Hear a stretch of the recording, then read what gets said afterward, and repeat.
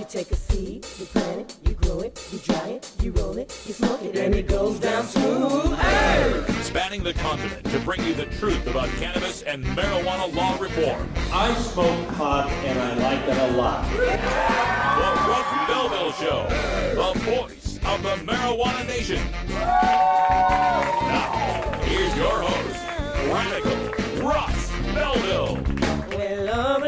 Good day, tokers and tokettes and non-token lovers of liberty. Welcome to the show. It is Wednesday, January 7th, 2015, and it's got to be 420 somewhere in the world. Yeah, so glad you could be here today. We got a fantastic show for you today on this Hemp Day Hump Day. Author Doug Fine is in studio with us, author of Hempbound, Dispatches from the Front Lines of the Next Agricultural Revolution, as well as the fine book, Too High to Fail. He'll be here in studio at 1:30. We'll be talking to him about his testimony at the Oregon legislature with respect to the hemp industry here in this state, as well as what's happening in the world of industrial hemp throughout the entire planet. So stay tuned for that. We'll go 2 segments on that as well. We'll take your live calls at 971-533-7111. If you've got any questions for one of America's leading experts on industrial hemp, today is the day to get that question in. Also on today's show, we've got some drug war data mining to do. Yesterday, I took a look at the 2-year report that Project Sam put out, saying how terrible things are since we've legalized marijuana. Now we're going to take a look at our side. The Drug Policy Alliance has their 2-year report out. And of course, it's filled with fact, science, reason, and logic. So it'd be nice to take a look at that one in contrast to yesterday's Reefer Madness. And speaking of Reefer Madness, I don't know if you've seen this article. It's been going around on various news sites. I saw it on the Chicago Tribune. A woman by the name of, what was her name? Let me see if I can find that. Oh, yes. Susan Shapiro, that's it. Susan Shapiro has written this piece that's entitled, So You Think Marijuana Isn't Addictive? And details her 27-year odyssey as a marijuana addict. And she spouts just about all of the Reefer Madness lies that we have heard over the past 5-6 years. We're just going to debunk them one by one like the little ducks in the shooting gallery at the fair, man. So stay tuned for that coming up in Reefer Madness today, which is going to be right after our 420 radio news. And in the headlines today, some of the Republicans in Oklahoma are starting to understand the unintended consequences of suing Colorado over legalized marijuana. We've got Illinois, one of the medical marijuana states that's been dragging its feet, coming up with possibly more conditions that would qualify for medical marijuana.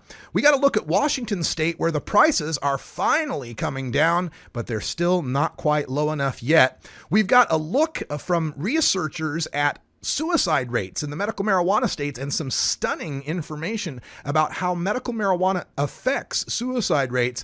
And finally, we'll take a look at Uruguay, the South American country that's had a year of marijuana legalization. We'll see how that has been going in Uruguay, the good and the bad, all coming up in the 420 radio news. And then, of course, don't forget, we've got Toker Talk Radio coming up in hour 2 at 4 o'clock. We take your live calls at 971-533-7111. A couple of stories we're working on for Toker Talk Radio includes a look back at Illinois and how they might qualify some more conditions, and a story up in Washington State where a family was fighting to prevent a pot shop from going into business near them because, you know, won't somebody think of the children?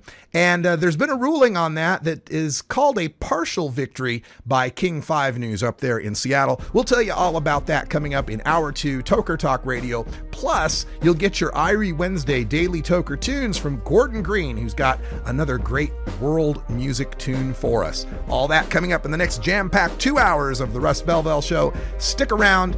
We'll be right back.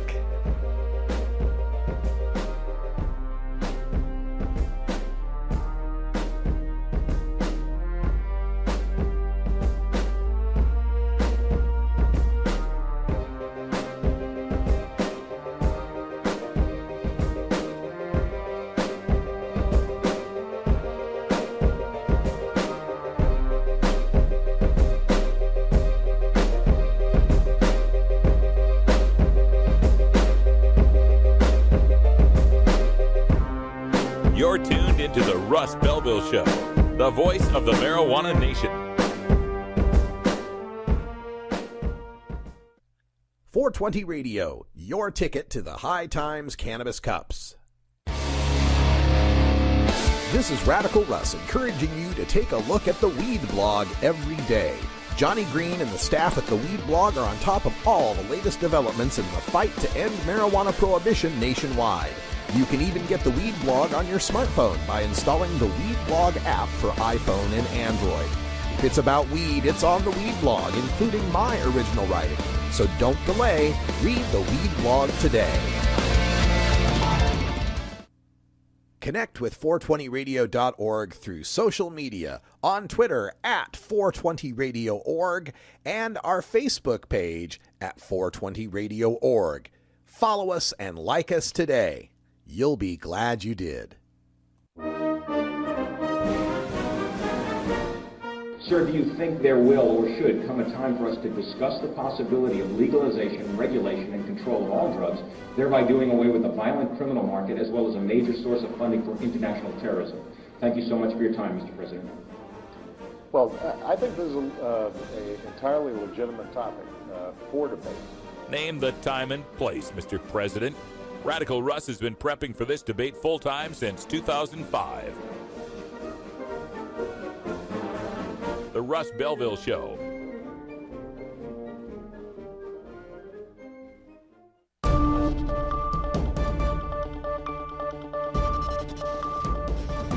It's time for the 420 Radio News, covering the latest headlines in consumer cannabis, medical marijuana, and industrial hemp. Transcripts of 420 Radio News are available daily on our website at 420radio.org. Now, here's Russ Belville with your marijuana headlines in 4 minutes and 20 seconds. This is your 420 Radio News for Wednesday, January 7th, 2015. 7 Oklahoma Republicans have come out in opposition to the state's lawsuit against Colorado for legalizing marijuana. In a Wednesday letter to Oklahoma Attorney General Scott Pruitt, who, along with Nebraska Attorney General, filed suit in December against Colorado, the group of Republicans argue the suit poses a risk to the state's 10th Amendment rights. In the suit, Pruitt said Colorado's legalization of recreational marijuana injured the ability of Oklahoma and other bordering states to enforce their marijuana laws and violates the Supremacy Clause of the Constitution, giving federal law precedence over state ones. But the group of Republicans think if the lawsuit was successful at the Supreme Court, it could, quote, undermine all those efforts to protect our own state's right to govern itself, end quote. Gun control advocates in New York, for instance, could argue that Virginia's lax gun laws injure their ability to regulate firearms. Illinois is now accepting petitions to expand the list of medical conditions that qualify for treatment with marijuana, though officials have yet to name the board that will decide the issue. The state also hasn't named which applicants will be awarded licenses to grow and sell medical pot, which officials had planned to do before the end of 2014. Despite the delays, the state is accepting petitions through February 28th to add new qualifying medical conditions. Petitions are online at the Illinois Department of Public Health's website. The law lists about 36 conditions that can qualify someone to apply to use marijuana legally, including cancer, glaucoma, and rheumatoid arthritis. Each petition may nominate only one condition, and it must be specific according to state requirements. The most likely condition to be added, advocates say, is post-traumatic stress disorder, which could help veterans. A more controversial addition would be for chronic or severe pain. Shortages that plagued the start of Washington state's legal marijuana market have eased, sending prices in recreational pot stores down as much as 40%. Seattle's first pot shop, Cannabis City, ran out of marijuana in 3 days when it opened in July. Since then, the state has licensed more growers, processors, and retailers, increasing supply and reducing prices to an average of $15 a gram, says Randy Simmons, a deputy director of the Washington State Liquor Control Board. Prices were as much as $25 a gram in July, including taxes. Even after the decline, that's still 50% more than the $10 a gram available on the black market, board officials said in an interview yesterday at Bloomberg's offices in Seattle. Challenges remain in the state's attempt to supplant illegal sellers. An effective tax rate of 44% on recreational pot is keeping many buyers in the still unregulated market for medical marijuana. In a new brief published by the Cato Institute called High on Life, Medical Marijuana Laws and Suicide, researchers report that the passage of a state medical marijuana law, quote, is associated with an almost 5% reduction in the total suicide rate, end quote. Researchers D. Mark Anderson, Daniel I. Rees, and Joseph J. Sabia, quote, conclude that legalization of medical marijuana leads to fewer suicides among young adult males, end quote. Building on 2012 research, Anderson, Rees, and Sabia analyzed Centers for Disease Control data from 1990 through 2007. Quote, when we examine the relationship between legalization and suicides by gender and age, we find evidence that medical marijuana laws are associated with decreased suicides among 20 to 29-year-old males and among 30 through 39-year-old males. The result is consistent with registry data from Arizona, Colorado, and Montana, showing that most medical marijuana patients are male and that roughly half are under the age of 40, end quote. Under Uruguay's new marijuana legalization, cannabis users can either grow weed at home or join a cannabis club, paying fees to be part of a collective that grows and harvests pot. As a result, legal cannabis cultivation is thriving in Uruguay. In December, Julio Calzada, head of the National Drug Commission, announced that the government had registered 1,200 cannabis growers and about 500 clubs. Progress, he said, was encouraging. But a year into the new system, it's still impossible to buy marijuana legally. To date, the Uruguayan government still hasn't chosen the companies that will grow its cannabis. The street price of marijuana, however, has been in decline since the new law passed because local growers have stepped in to meet demand and because pot users can now grow their own weed with impunity. This has been your 420 Radio News for Wednesday, January 7th, 2015. I'm Russ Belville.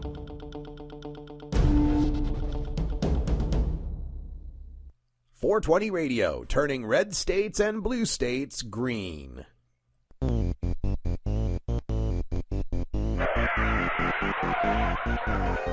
What's to keep somebody from getting all potted up on weed and then getting behind the wheel? The Russ Belville Show reminds you to never smoke and drive impaired. Hang out for a while. Share.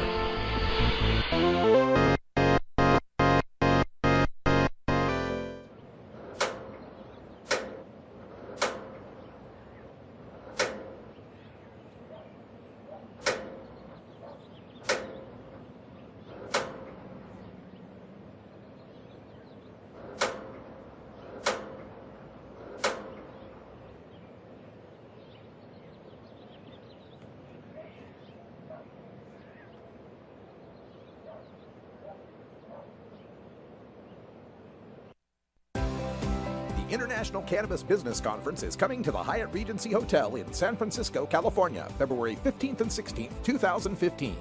Don't miss this exclusive opportunity to hear from the experts on the future of marijuana commerce, including scientists like Dr. Carl Hart, Dr. Amanda Ryman, and Dr. Stanton Peel, policy experts like Ethan Nadelman from Drug Policy Alliance, Anthony Johnson from Oregon's legalization campaign, travel author Rick Steves from Washington's legalization campaign, and California legalization pioneer Dale Sky Jones. Business experts like Harborside Steve D'Angelo, RQ Group's Troy Dayton, and UFCW union leader Dan Rush. Cannabis journalists like Ricardo Baca, Steve Bloom, and Doug Fine, and California Republican Congressman Dana Rohrabacher, plus many, many more. Tickets are on sale now at internationalcbc.com, but hurry, last year's conference in Portland, Oregon was a sellout. International Cannabis Business Conference, San Francisco, California, February 15th and 16th, internationalcbc.com.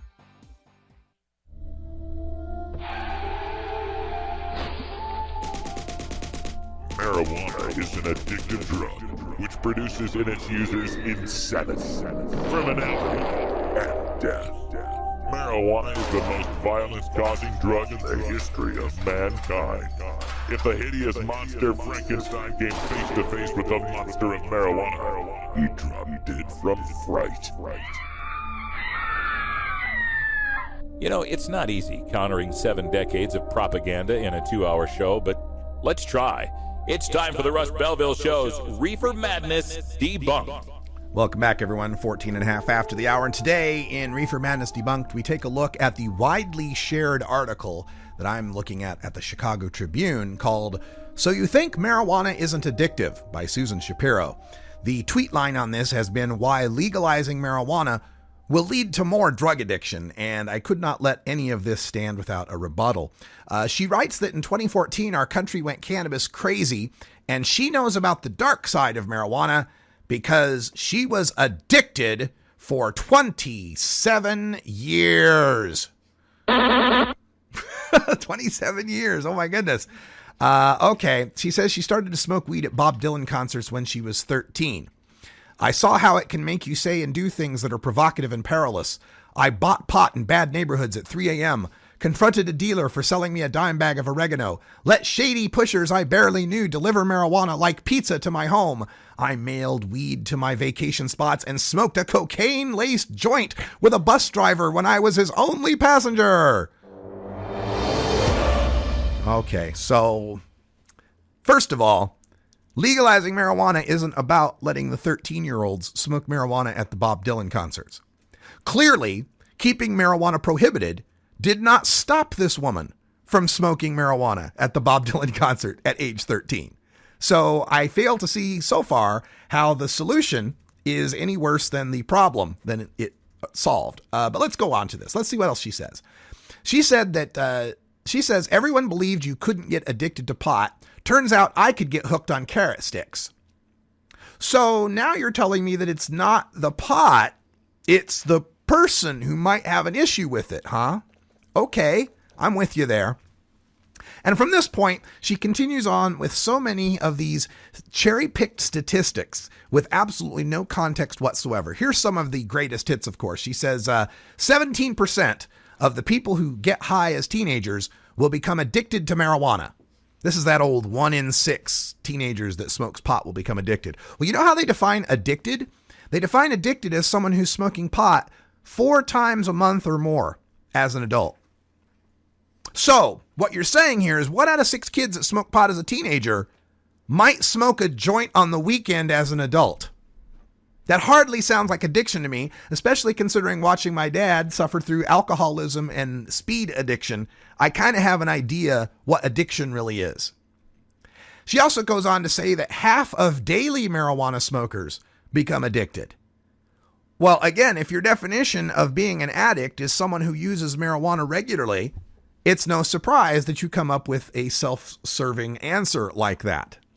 The question is whether or not someone is using marijuana to the point where it is detrimental to themselves and their life. And I won't deny there are some people that end up with an unhealthy dependence on marijuana. But as the author says, those people could have an unhealthy relationship with carrot sticks, with exercise, with sex, with gambling, with all sorts of problems. That's not a reason to criminalize the vast majority of people who don't have the problem. Now, she continues in talking about recovering from her addiction that addicts self-medicate because underlying every substance problem is a deep depression that feels unbearable. Well, for some people that are using marijuana, it's just depression, and they're using marijuana to cope with that depression. She also continues by saying that being drug-free saved my health, marriage, and career. Within a year, my income tripled. Well, gee, what do you know? It's easier to get a good paying job when you're not failing a drug test or not going out for that job because there's a drug test involved. What a surprise. She then talks about how she works with a lot of young people in New York and LA who confess that they smoke a bowl or got ripped and then got in a car accident or fell on the subway tracks or had their wallet or cell phone stolen or they were sexually assaulted or they had a physical altercation that landed them in hospital or jail. And she goes on to mention how a lot of them talk about being cross-faded, which is using alcohol and marijuana together. Very interesting. Okay, so people that use a lot of alcohol get into a lot of these problems, and they might have used marijuana along with it. She brings up 2 deaths in Colorado linked to pot. Yeah, we've talked about those. The edibles, the kid that jumped off the building, and then the guy who was on painkillers, all sorts of other pharmaceuticals, who killed his wife. Hardly credible or compelling reasons there. She says the weed of today is far stronger than the weed of the past. Not true. There was plenty of strong weed back in the day. It might be twice as strong today, but that doesn't mean you're going to get higher off of it if you're smoking it or vaporizing it. You will stop when you get high.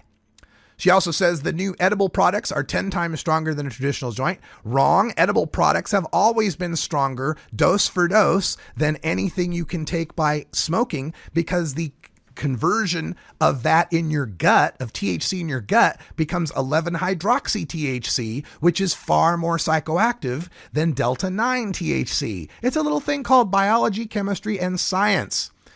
All of them are in here. Double the risk of car crash, 12% deaths, lung cancer, heart attacks, IQ point loss. It's the greatest hits of Reefer Madness. Maybe we should start at 420, right? Marijuana reference. I don't even have enough time to get to all of it.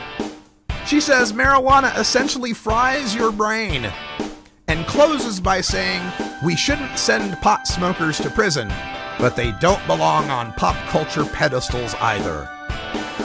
Yeah, remind me of that the next Super Bowl when I'm watching the Budweiser ads. Be back with drug war data mining, a report on 2 years of legalization in Colorado coming up next. 420 Radio. Tune in, turn on, get highly educated. Hey tokers and tokettes, Radical Russ here for the Canador, a practical solution to keep herbs from drying. The Canador is the perfect airtight storage system for your fine herbs, from the half-inch thick walnut and cherry wood construction, clear top perforated jars for storage, and the humidity bead system that keeps your herbs at a perfect 65% relative humidity. I keep all my herbs in the Canador, and you should too. Check out Canador.com for more information. Funky roller ring. Oh yeah. What's happening, Groovy Cats? This is your Funk Master of Ceremonies, Big Daddy, and I want you to join me every Thursday night at 11 Eastern, 8 Pacific, right here at the Funky Roller Ring. Oh yeah. Your home of soul, funk, and disco, baby. Funky-licious. There's always a party at the Funky Roller Ring. Get.buzz. .buzz is the internet platform that fuels community interest, excitement, and new experiences. .buzz is the premier online destination for internet users seeking the latest news on a variety of topics. .buzz appeals to groups active in blogging, communications, journalism, advertising, and marketing. .buzz offers registrants a stronger alternative to the shrinking namespace of existing top-level domain names, such as .com, .net, and .org. Get your name now at get.buzz. Arguing for the end of adult marijuana prohibition is easy because we have facts, science, reason, compassion, evidence, truth, and logic on our side. It is even easier when researchers catalog it all for us. Learn how to gather the facts on marijuana use, arrests, seizures, rehabs, drug tests, and more in this edition of Drug War Data Mining. Welcome back, everyone. 23 after the hour, and in the Drug War Data Mines today, we turn to the Drug Policy Alliance that has just released their report on 2 years of legalization in Colorado. A blog post is up by Art Way. He's been a guest on the show. He's the state coordinator for Colorado for the Drug Policy Alliance, and he outlines a lot of what is covered in the report. According to state data, marijuana possession charges in Colorado for 2014 are on track to fall below 2,500, down from nearly 30,000 in 2010. 2,500 this year, last year, 2014, from 30,000 just 4 years before that. I don't know that anybody could look at that and not make the connection that that's an immense savings in police and court resources, in rehab resources that these people might have been forced into for their possession. Now maybe a meth addict or a heroin addict can actually get a spot in one of these places now that a bunch of people that were possessing pot aren't being forced into those spaces. Arrests for marijuana possession were responsible for 80% of all marijuana arrests in Colorado over the last 5 years. 4 out of 5 drug arrests in Colorado, or 4 out of 5 arrests in Colorado for marijuana, I should say, for possession alone. Those are largely gone now. And over the last 2 years, there's a 41% decrease in all drug arrests in the state. All drug arrests. This drop is attributed to allowing adults to possess, cultivate, and privately use marijuana. I would also argue that now that the smell of marijuana isn't the key that unlocks the 4th and 5th Amendment, that a lot of other hassles aren't happening that would have otherwise happened. Now, what else has changed? They say the medical marijuana industry is now tighter regulated as a integrated retail industry. It was refined to tax and regulate the market. They've brought in more than $40 million in marijuana taxes. And this is always funny when these numbers are brought up, because Kevin Sabet and the opponents, they'll like to say, well, they said it was going to be this many millions and it only came in this many millions.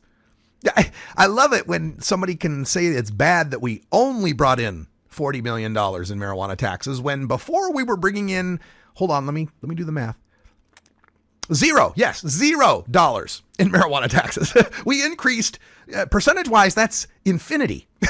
Okay? You went from 0 to 40 million, and that's a good thing. That's not even counting, again, those 30,000 down to 2,500 arrests and all the money we saved on that as well. Also, we are seeing a slight decline in marijuana use rates among youth. Now, that was the Colorado Youth Risk Behavior Survey. Now, the most recent National Survey on Drug Use and Health has come out and shown a rise in youth rates. But I'm quick to point out that the rise you see in youth rates in Colorado, and for that matter, Washington, were surpassed by states like Florida and Utah. So it's not the legalization that may or may not be making kids use marijuana more. Traffic fatalities are at near historic lows, slightly lower than 2013.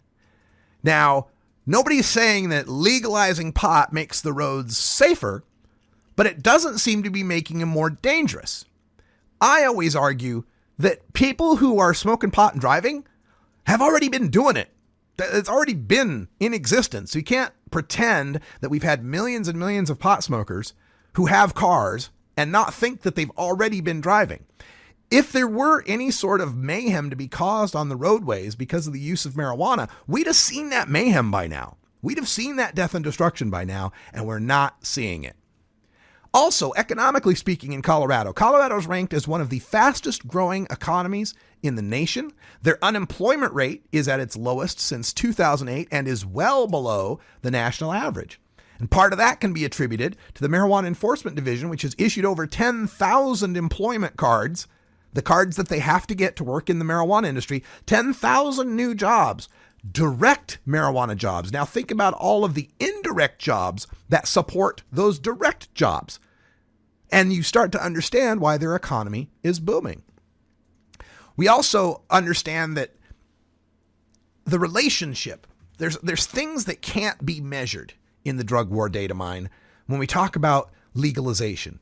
And part of that is the relationship that's starting to become restored between the people and the police that are supposed to protect them. For too long, the criminality of marijuana has cleaved the people who smoke pot that are good law-abiding citizens from the police that would serve them.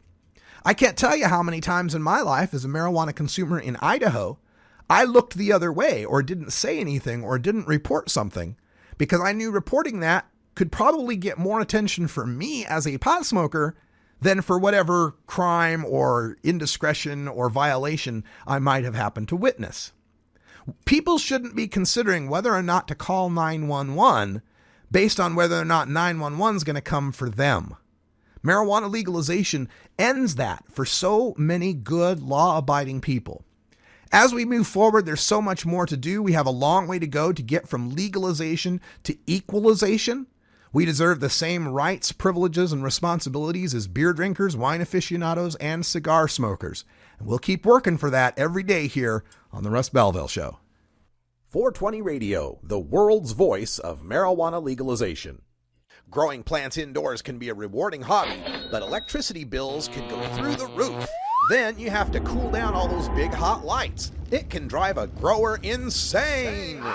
With Lush LED lighting, you can solve many of these issues and double your rewards. Matt and his scientists have developed the perfect light for flowering plants with far less cost and heat. And the results? Very effective. Check out LushLEDlighting.com right now and tell them Radical Russ sent you. There's so much I worry about as a mom. Stephen Harper thinks that organized crime should continue to profit from marijuana prohibition. Imagine regulating marijuana like alcohol and cigarettes with a strong and clear educational message. making it more difficult for my kids and your kids to access. Drug dealers don't ask for ID. Stephen Harper does not have the kind of judgment we need to protect our children, authorized by the Normal Women's Alliance of Canada. The law offices of Omar Figueroa would like to remind you to stand up for your rights. If you are detained or arrested, treat law enforcement with respect and stand up for your rights by repeating, "I respectfully invoke all of my legal and constitutional rights. I do not consent to any search and seizure. I want to remain silent, and I want to speak with my attorney." Please contact the law offices of Omar Figueroa at 415-489-0420 or 707-829-0215 or on the web at omarfigueroa.com.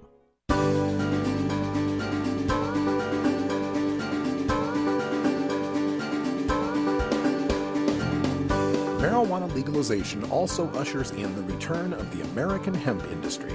Get the latest news from the author of Hempbound and Too High to Fail, Doug Fine, in our Hemp Day Hump Day update. All right, welcome back, everybody. It's half past, actually 31 after the hour, and we got a very special guest in the studio. We don't even have to go to our phone lines because he's right here. It's Doug Fine, the author of this fantastic book, Hempbound, and completely clad in hemp, I understand. That's right, hemp corduroys here. Check these out. Oh, styling and profiling. And here, while we're at it, here's the American Sign Language greeting for any of our hearing impaired. So ASL greeting for hemp is, or this is just a greeting? It's ASL, yeah. It's okay. Far out. All right. So those watching on the web screen, I hope you enjoyed that. Those of you listening on the podcast have no idea what we just did.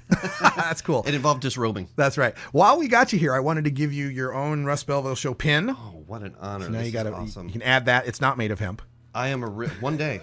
This too can be hemp. One day. It absolutely can. And that's, what we're here to talk about, Hemp Day, Hump Day. And the timing couldn't be better because this is the first big hemp story of 2015, I think, is you going out to the Oregon legislature and what they're looking forward to as far as implementing the law we passed, 3 years ago? Yes. So this is very appropriate for a worldwide show, but based in Oregon. We were discussing earlier, the second best timing for a hemp journalist discussion. The other one was the day cannabis prohibition ended officially on the federal level was last February 7th when President Obama signed the Farm Bill. I was able to speak with the amazing modern hemp pioneer Andrea Herman on her show. So to be on another great show talking hemp, it's a big day for Oregon. What happened yesterday was the Department of Agriculture held a hearing based on the hemp regulations that are going to govern the nascent industry. Oregon's recent past is distinct as any hemp states are. You want something clean the way Kentucky has it. They basically are saying this is a Kentucky hemp heritage issue. We want it top to bottom, ag department top to bottom. And Oregon's got there as well through a different route. Laws being passed, and here in Measure 91 in the November 4th election, hemp was included explicitly. So hemp has to happen by state law. What's unique now is that everybody, top to bottom, recognizes that hemp's time has come, big picture worldwide, but in terms of agriculture, but in terms of Oregon especially. The Ron Pence, who is running the program, the regulatory hearings for the state ag department, has been doing a terrific job in making it happen. To give one example, he said flat out at this hearing yesterday, at which I testified and a number of other people did. It was a packed hearing room there in the Department of Agriculture building in Oregon's capital of Salem. Ron said, we want these regs done by February 2nd. That means Groundhog Day, hemp farmers are going to be able to start acquiring seed to plant a major economic and environmentally friendly crop this season. Big news for Oregon. That's right. You heard it here first. Groundhog Day is Hemp Day.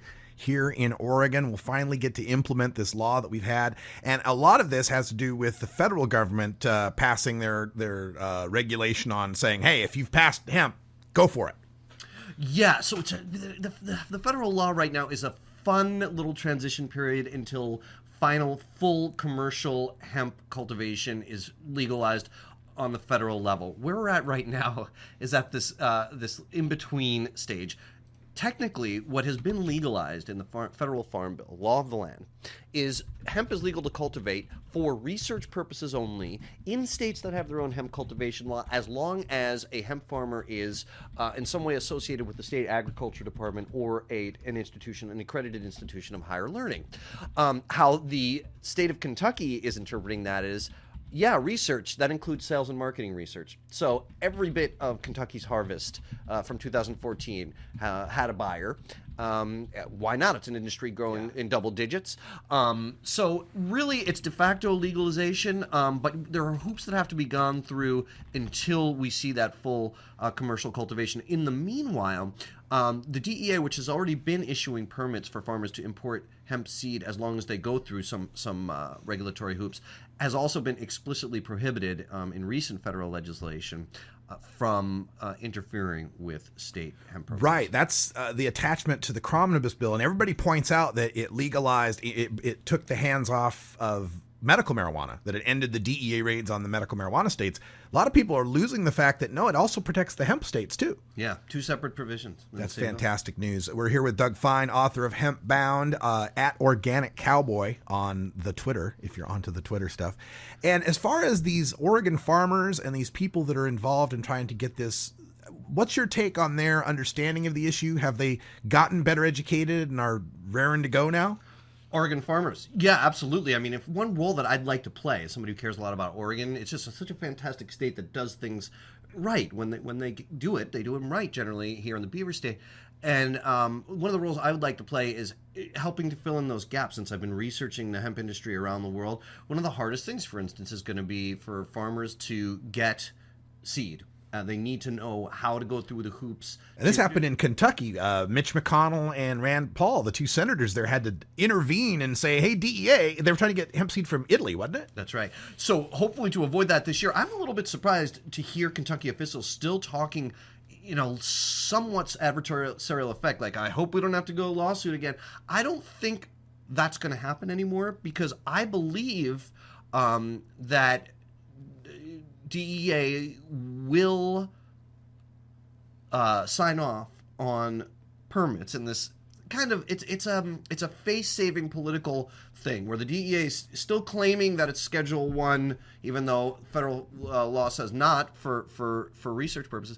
But they're expediting applications when people go through the hoops according to and that's so we play this game now as a compromise to avoid lawsuits until full commercial hemp cultivation passes, hopefully in this Congress. That's something, folks, really you got to get on the horn about, because it didn't happen in the last Congress. There is support. There's the votes, regardless of the fact it's not a GOP Democratic issue. The leader of the Senate right now is Senator Mitch McConnell, who is passionately in support of hemp. So it's the Industrial Hemp Cultivation Act, now going to be introduced, of 2014. Get your senators and Congress folks on it. The Congressman Earl Blumenauer here in Oregon is a leader on that on the House side. Excellent stuff. You can find that out. And if you can't, just email me, russ@radicalruss.com. I'll get you hooked up with whatever you need to know.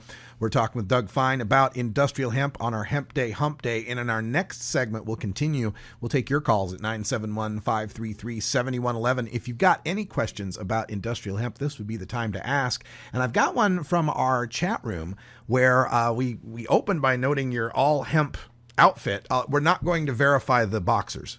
We're not doing that. Is that what the caller wants to know? No, the boxers or briefs. No, it's not a Bill Clinton question. Russ. I saw that tweet. I'm going to verify it right now. All right. Close your eyes. All right. Verifying the boxers. Hemp boxers. These are homemade hemp, organic boxers. Hemp boxers. Wow. Right there. That's amazing. So our chatter wanted to know, he said, I really want to get some cheap hemp clothes. Where can people get hemp clothes? Great question. So there's a number of tons of places you can already get them. But one thing I want to have folks keep their eyes on is, as with any consumer product, try and think locally and try and think sustainably. So keep your eye on where it's made and look for locally made hemp. There is one fellow who I just met at the Emerald Cup a few years ago. I'm looking up his name right now. His company is Parallel Revolution, and he's hand making mostly shirts now. They're very nice looking. So look up Parallel Revolution. I want to say his name is Jake, and let's see. Yep, his name is Jake. Parallel Revolution, nice guy. I believe he's based in Indiana. Then you have Environment Textiles, which is a woman-owned company that's been around forever, mother and daughter owned, and they mostly import textiles now from China. But my own sweetheart makes a lot of hemp clothing, nothing that I'm wearing today, and gets most of the fabric from there. And you'd be amazed at how soft it is. You don't have to go blends. You don't have to incorporate synthetics in there. Hemp, as it has been historically, hemp textiles can be very soft when they're made from the highest end of the bast fiber, hemp's famous bast fiber. And then look for good retailers. I think these are Hempist. My cords we showed earlier are Hempist. I think they're a Boston-based retailer. There's tons of good Recreator out there. There's tons of good retailers out there for you to get your hemp clothing. Now, cheap, that's get yourself a sewing machine, order the fabric, and learn how to make it yourself, which is kind of what we do on the Funky Butte Ranch. Yeah, right? I would, factor in, when you're thinking of the cost of a hemp garment, also factor in how much longer it's going to last, than something that's cotton or something denim. Not to mention that 30% of the world's pesticides come from cotton. Forgive me for sounding, bossy or whatever, but I urge people, do not buy non-organic cotton. It's a pesticide toxin on your body and in the soil. Good point. And we're looking for those prices to come down in hemp clothing, and really it's the prohibition that's causing that, because were hemp just as legal as it was in the 18th or 19th century even, this would be the cheapest thing to make clothing out of, wouldn't it? Exactly. And so along those lines, this is something I brought up while I was testifying at those Oregon hemp regs yesterday. This is it right here. This is hemp seed hearts. So this is when you behold the shell. You can also eat the shells. You can render the oil. I do all of it. You can get the protein cake that's left over after squeeze. Great, and also great for livestock feed. My goats can't wait. But this is expensive. I am a big supporter of this company, Nutiva, and I also love Manitoba. It's all good. Manitoba Harvest, all the expensive Canadian hemp seed that's now crossing the $1 billion threshold, I think largely through my own family's, morning shakes over the years. And it's time for the prices and the carbon miles to come down on this product. Yeah, absolutely. All right, we're going to take a short break, and when we come back, we'll continue with Doug Fine, author of Hemp Bound and Too High to Fail. We're going to enjoy some hemp hearts, I guess it is. Yeah, that is. Hemp hearts. All right. Enjoy. And we'll come back. We'll take more of your questions as well. Plus, got a great question on hemp and its varieties, and also want to talk a little bit more about you having 1 foot in the suburban world and 1 foot in, Goat milker? Goat milker? Yeah, I guess that's the right tune. All right. Thanks for sticking around, everybody. Get this book. It's great. Willie Nelson says it's a blueprint for America of the future. I agree. Stick around. We'll be right back.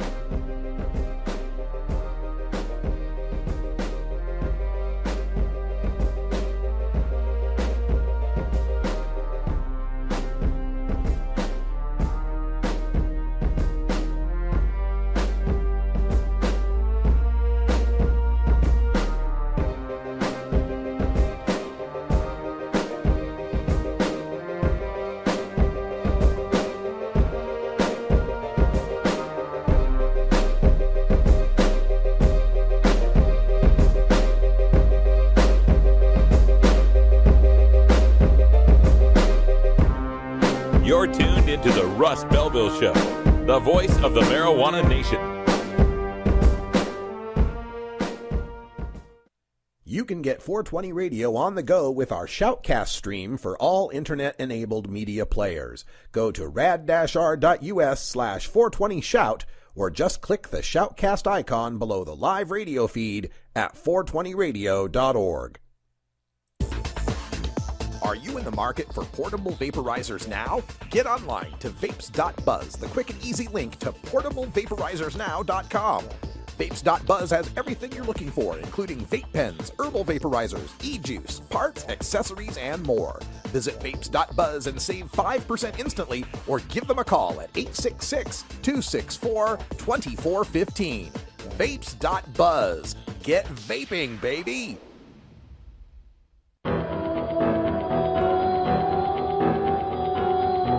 In the interest of fair and balanced journalism, the Russ Belville Show presents the anti-drug public service announcement of the day. Hey, Joey, I got some stuff you just gotta try. What is it? Pot. You know, marijuana. Oh, well, I don't know. What, chicken?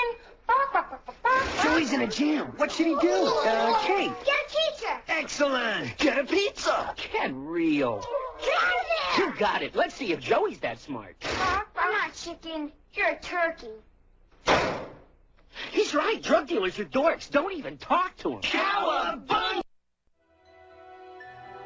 This has been the anti-drug public service announcement of the day. To cure this sort of reefer madness, listen to the Russ Belville Show every weekday on 420radio.org. When you are starting up a medical cannabis business, you want a fired-up lawyer who understands the needs of cannabis consumers. The Law Office of Lauren Vasquez is your fired-up lawyer for the cannabis industry. Visit her website, fireduplawyer.com, or call 1-855-MMJ-LAWS for more information. That's 855-665-5297 for Lauren Vasquez, your fired-up lawyer, or email fireduplawyer@gmail.com. We must wage what I have called total war against public enemy number one. I support a change in law to end federal criminal penalties for possession of up to 1 ounce of marijuana. That marijuana, pot, grass, whatever you want to call it, is probably the most dangerous drug. Some think there won't be room for them in jail. We'll make room. I experimented with marijuana a time or two, and I didn't like it and didn't inhale. One major responsibility is to encourage people to use less drugs. Entirely legitimate topic for debate. Radical Rant. Welcome back, everyone. 46 after the hour, and not so much ranting today as chatting with Doug Fine, who's here in the studio. Welcome back, Doug. Great to be with you, Russ. Oh, I got to turn your mic on. Now, welcome back, Doug. Still freaking fantastic to be with you. Still great to be here.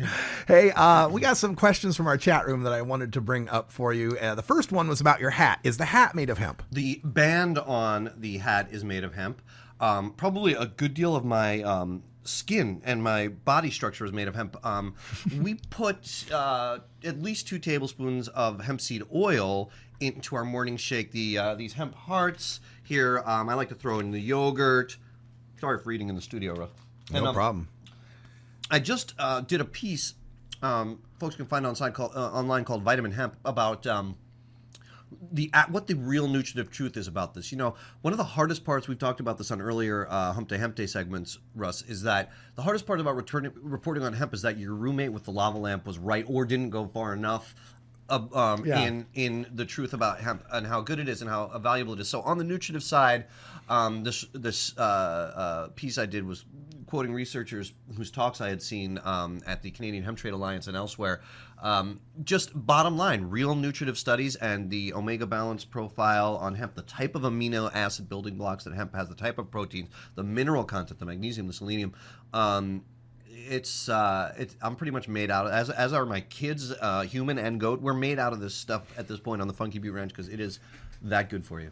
Fantastic. And another question, and this is an interesting one. I hadn't thought about this before. Vendikar wanted to know, is there a ridiculous number of hemp strains as there are psychoactive strains? Not as many. On the hemp side, if you want to sound really professional and know, strains are called cultivars.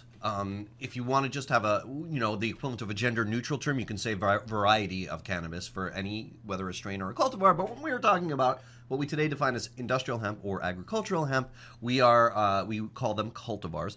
And there are a number of approving agencies around the world. I would say at this moment, I think there are in the neighborhood of 24 or so officially approved cultivars. And it's a good question and an important question for a number of reasons.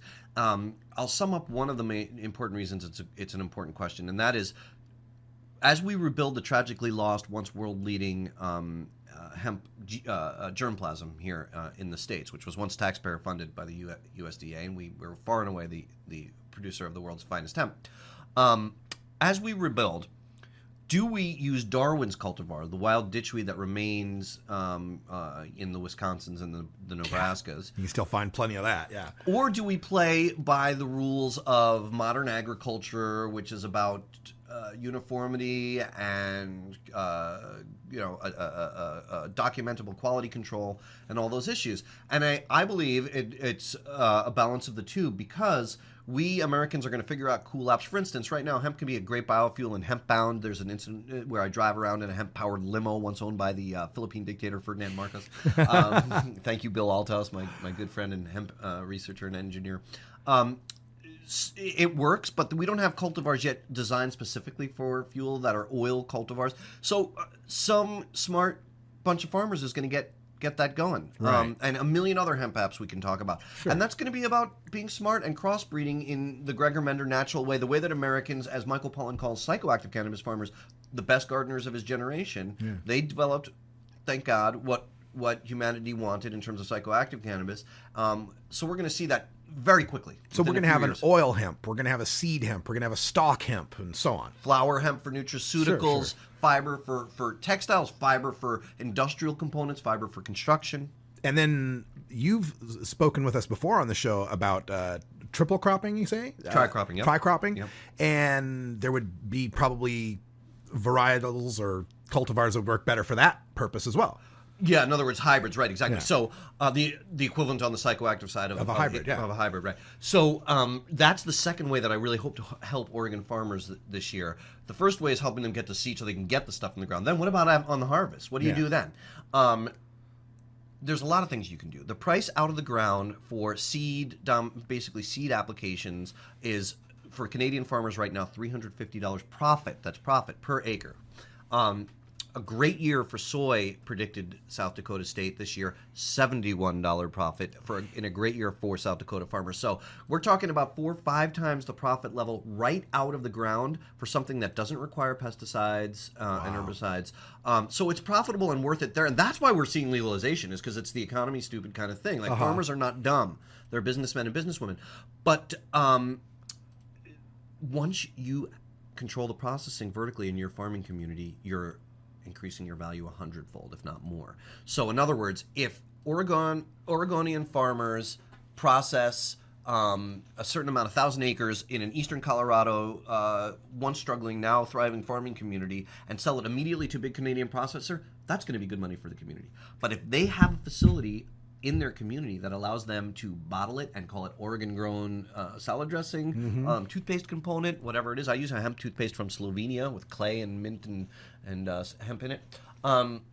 Then they're really making bank. And so tri-cropping is everything that a farming community needs to do that value added. It's called the 3 legs of the tri-cropping are: 1, everything you can do with the seed oil, the grain, and flour. So nutraceuticals, food, industrials, oils. There's Hemp Shield, a company based here in Oregon that does a great wood finish and decking coating. The second leg is anything you can do with fiber. I'm really excited about next generation batteries and supercapacitors. I've done some reporting on that as well. If folks want to Google hemp is coming to your car battery, I'm really excited about that. And then the third is waste biomass for energy. Power your own facility, at least if not your whole community, as some towns in Germany are doing, through the waste biomass. So that's the 3 legs of tri-cropping, plus providing the facility and the harvesting equipment and the storage equipment that farmers need. That's what I want to help do by the time of the harvest, is have these facilities around the state where people are cultivating hemp. So when they harvest it, Oregon farmers and wherever you place these, the local community farmers are going to be able to profit. And this is going to be amazing for not just the rural farm communities that have suffered in Oregon, but also a lot of people whose jobs were caught up in the timber industry that suffered as well. And I think a lot of the skill set that would be involved with timber could transfer to working with hemp in some way. No question about it. I think it's a forestry issue. It's about rebuilding soil and providing jobs. In the end, we are a nation that had 30% population farming when cannabis prohibition started in 1937, and we're down to 1% of farmers now. And the reason is they can't make a living at it. And I get emails all the time from people that aren't even among the 20 and growing hemp states that are in accordance with federal law right now, saying we gave up our 40 or 400 or 4,000 acre Missouri or North Dakota or whatever farm 20 years ago because we didn't want to be part of this chemical corn GMO cycle, and that cycle wasn't making us any money, wasn't good for the land, wasn't healthy for us. So screw it, we became software designers and wherever. But wait a second, are farmers really making $350 clear per acre in Canada on this thing? Because if we can grow hemp and do it right, we want to come back and do it. Wow, absolutely. We got a call coming in on the phone line, 970 area code. What's your question for Doug Fine? Hi there, enjoying the show today. How's it going? Fantastic, thanks. Great. I had some connections with a quarry, and I'm hoping the guest could talk about hempcrete or hemp and lime specifically, and the directions it's headed, and maybe who's leading the way and that type of thing. And I'll take the call off the air. Thanks. Thank you. Thank you for the question. Hempcrete, we've covered that a couple of times on the show. Pretty amazing stuff. How strong? I mean, where's it going? I'm really glad that we had this call because it's sort of, you heard it here first on the Russ Belville show. In Hempbound, following a lot of research, including on-site at hempcrete construction sites, hempcrete studies at universities, I really posited from a lot of sources that a likely first killer app on the fiber side for the U.S. market would be hempcrete. Hemp mixed with some sort of sustainable local binder, locally provided binder like a lime. There are others. For construction, and we can talk about how those could be used. But the reason why it looked to be so promising, besides the fact that the hemp apps that win because they outperform in the marketplace. I mean, it works. Better insulation quality, better R value, as they say, than the sort of semi-toxic or really toxic drywall fiberglass era that we've been living in the box store era. So the reason why it looked to be the first killer app is the Canadians, the North American market, the Canadians do almost nothing with the fiber. So we have a steep learning curve to learn when it comes to any fiber application installed. When you talk about textiles, that's a high-skilled thing. Nanotechnology stuff, car parts, potentially has a learning curve. But the second element in the hemp fiber, the hurd, the woody core, is a little bit less of a rocket science, although you do have to produce it well for it to be a good construction app. But it's easier, and there's a lot of it, and you can just harvest the crop, chop it up, not worry about being delicate as you do with the long bast fiber and the high-end specialty applications. Bag it up, and there is your construction material. So it looked like, and it so outperforms on energy and insulation qualities that Marks and Spencer department store in Britain has built a block-long flagship store out of it because they want to save money on their energy costs. Sure. They want to pay lower energy bills on a vast store that they've got to keep warm in Britain through the winter. Yeah. And it's working out great. They're very happy about it. And so it's working out great. So done right, hempcrete can be fantastic. The other thing that's really good about and carbon sequestration, you don't have to do the high heat associated with construction. It's something like 10% of greenhouse gases are emitted from the construction industry these days. Yeah, maybe 5%, some huge amount. It's quoted in Hempbound.